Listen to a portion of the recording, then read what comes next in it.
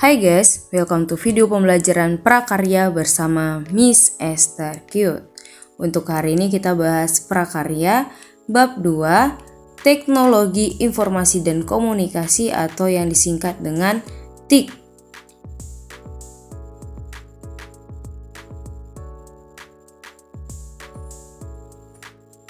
Dengan tujuan pembelajaran, siswa menghargai keberagaman produk TIK di daerah setempat dan Nusantara sebagai anugerah Tuhan Yang Maha Esa.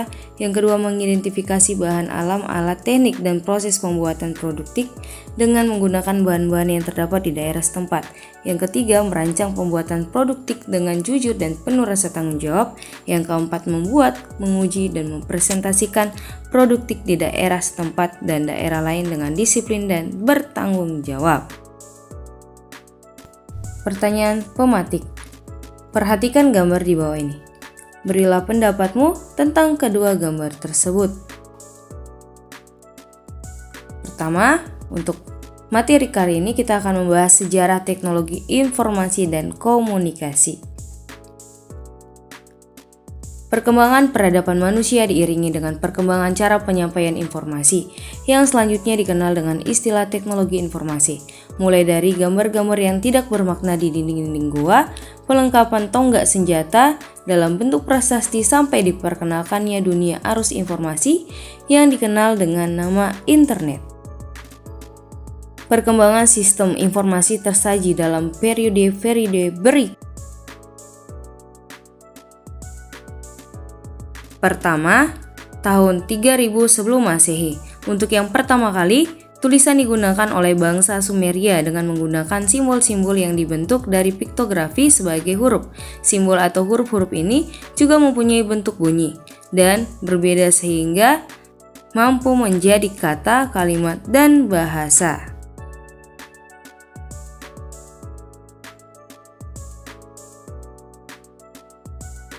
Yang kedua, tahun 2900 sebelum Masehi.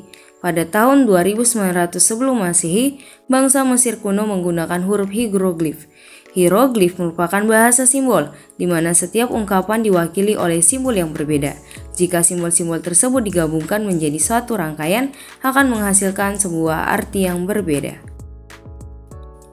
Ketiga, 500 sebelum Masehi. Manusia sudah mengenal cara membuat serat dari pohon papirus yang tumbuh di sekitar Sungai Nil.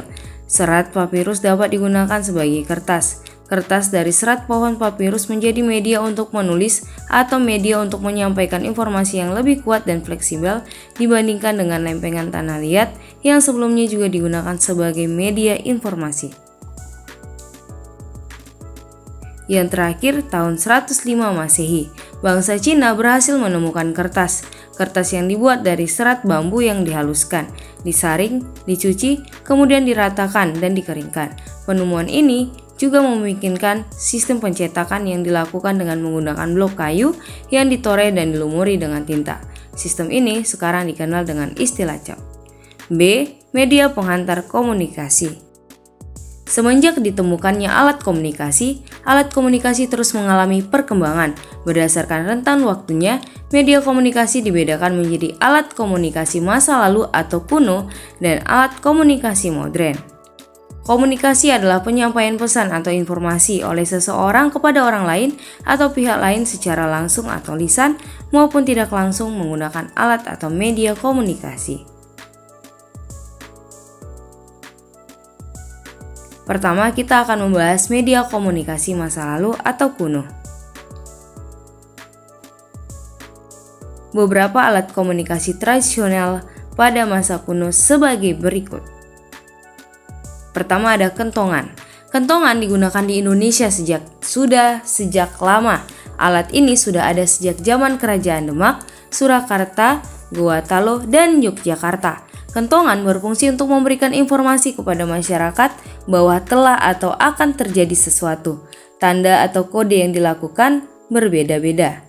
B. Daun lontar. Media yang digunakan untuk menulis surat adalah daun lontar. Selain itu ada juga yang menggunakan kayu, bambu, tulang binatang, rotan, lempeng batu yang dikenal dengan nama prasasti. Daun lontar sebagai bahan naskah dipakai di Asia Selatan dan Asia Tenggara. C. Lonceng. Lonceng atau genta adalah suatu peralatan digunakan untuk menciptakan bunyi. Lonceng pada umumnya dibuat dari logam. Lonceng juga banyak digunakan dalam peribadatan sebeberapa agama di dunia sebagai penanda waktu ibadah atau beberapa ritual. D. Burung merpati. Merpati bos adalah burung merpati yang dilantik untuk mengantarkan surat atau pesan. Merpati merupakan salah satu jenis burung yang cukup pintar, memiliki daya ingat yang kuat, kemampuan navigasi, dan memiliki naluri alamiah yang dapat kembali ke sarang. E. Prasasti. Prasasti adalah piagam atau dokumen yang ditulis pada bahan yang keras dan tahan lama. Dalam pengertian modern di Indonesia, prasasti sering dikaitkan dengan tulisan di batu nisan atau di gedung, terutama pada saat peletakan batu pertama atau peresmian suatu proyek pembangunan. F. Trompet dari tanduk hewan. Dahulu bunyi trompet digunakan sebagai alat komunikasi untuk menandai dimulai atau berakhirnya kegiatan tertentu. Trompet juga digunakan saat perang untuk menandai perintah atau pergerakan pasukan. G. Trompet keong. Trompet keong sudah sejak dahulu telah dijadikan sebagai penanda perkumpulan atau terjadinya suatu peristiwa agar dapat berkumpul. Hingga saat ini trompet keong masih digunakan dalam acara adat, terutama di daerah pesisir. H. Asap. Secara umum, sinyal asap digunakan untuk mengirimkan berita, sinyal bahaya, sebagai tanda darurat atau mengumpulkan orang banyak ke suatu tempat. Alat komunikasi ini bisa digunakan untuk mengirim suatu pesan rahasia kepada teman ataupun hewan. E. Serat papirus. Serat papirus digunakan pada masa 500 sebelum Masehi di daerah Sungai Nil sebagai media penyampaian informasi. Serat ini dibuat dari serat pohon papirus. J. Piktografi. Piktografi digunakan pada masa 3000 sebelum Masehi di Sumeria. Piktografi berupa simbol-simbol yang apabila disusun bisa menjadi kata, kalimat, bahasa yang memiliki makna tertentu. 2. Kita akan membahas media komunikasi modern.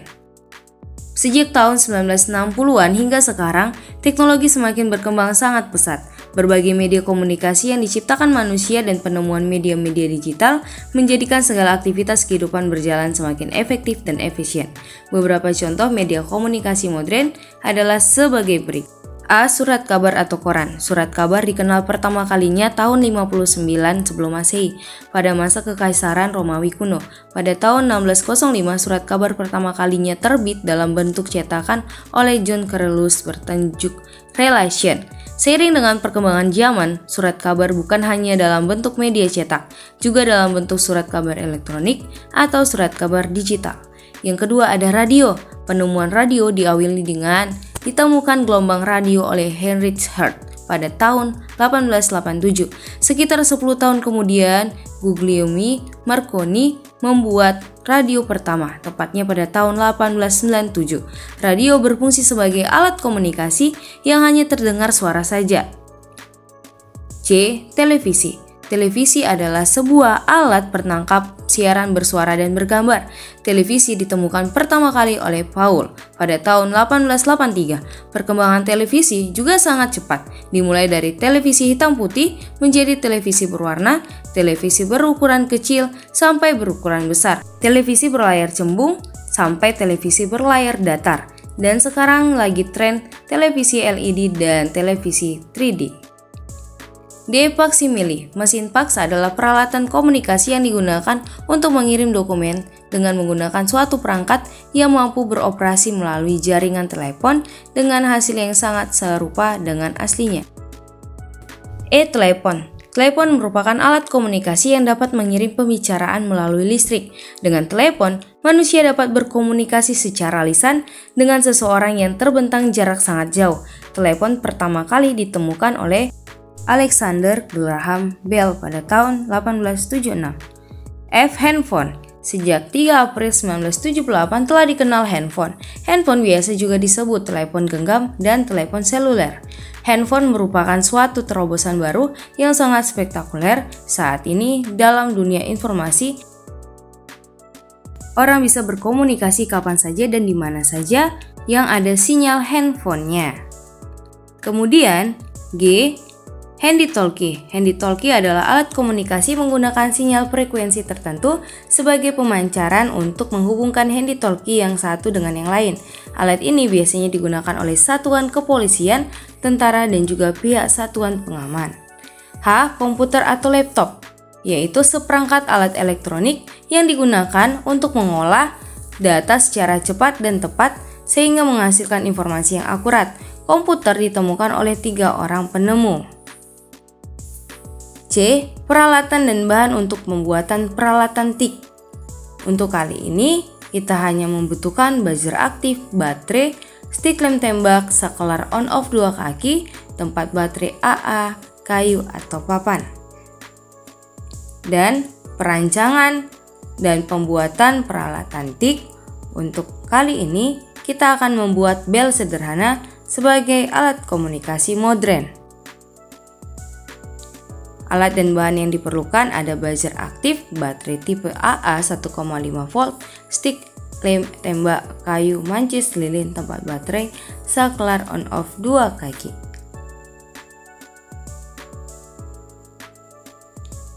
Proses pembuatan. Yang pertama, sambungkan wire hitam buzzer aktif dengan tempat baterai. Yang kedua, sambungkan wire meja buzzer aktif dan tempat baterai pada saklar.